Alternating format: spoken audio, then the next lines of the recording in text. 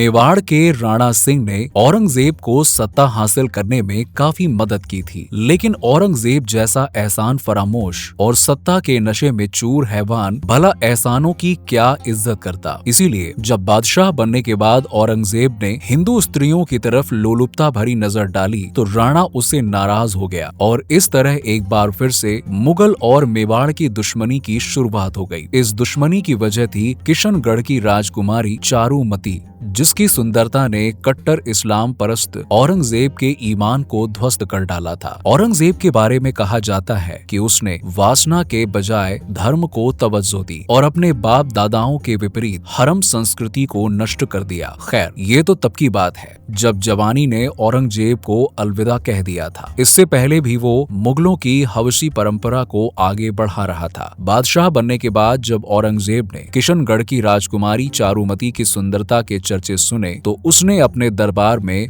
मनसबदार बने किशनगढ़ के राजा को चारुमती के साथ विवाह की नियत से भेज डाला। किशनगढ़ का राजा रतन सिंह डर के मारे औरंगजेब के इस प्रस्ताव को मानने के लिए मजबूर हो गया, लेकिन चारुमती ने अपने बाप के इस नापाक इरादे को मानने से साफ इनकार कर दिया। असहाय चारुमती ने मेवाड़ के महाराणा राज सिंह को संदेश भेजा कि मैंने आपको मन और वचन से अपना पति मान लिया है, अब आप औरंगजेब से मेरी रक्षा करें, वरना मैं आपके नाम के साथ चिता में बैठकर सती हो जाऊंगी। चारुमती की इस पुकार से महाराणा का खून उबाल खा गया और उसने अपनी सेना के साथ किशनगढ़ को बंदी बनाकर चारुमती से विवाह कर लिया। जब ये सूचना औरंगजेब के पास पहुंची तो औरंगजेब क्रोध से तलमिला उठा। उसे लगा कि ये हिंदू राजा औरंगजेब के प्रत्येक काम को विफल कर रहे हैं। उसने महाराणा को एक कड़ा पत्र लिखकर अपनी नाराजगी व्यक्त की, जिसमें कहा गया कि मेरे हुक्म के बिना किशनगढ़ जाकर तुमने शादी क्यों की। इसके उत्तर में महाराणा ने बादशाह को लिखा कि राजपूतों का विवाह सदा से राजपूतों के साथ होता आया है और कभी इसके लिए